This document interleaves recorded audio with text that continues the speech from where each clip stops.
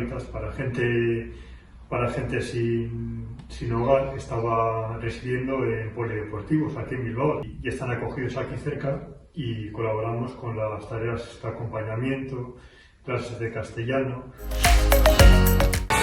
Hola, como directora de la Fundación Isaquia, quiero que sepáis que continuamos abiertos, que seguimos atendiendo a la gente con adicciones de manera presencial, de manera telemática, por teléfono o incluso desplazándonos a los lugares donde estén.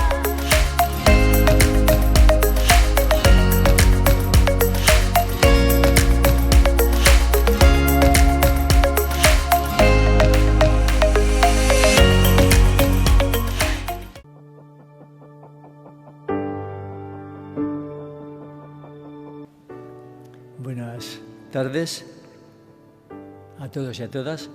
Ante la tragedia humana y social producida por el COVID-19, la Pastoral Social Cáritas en Quevedo ha iniciado una campaña de solidaridad con el lema "En esta barca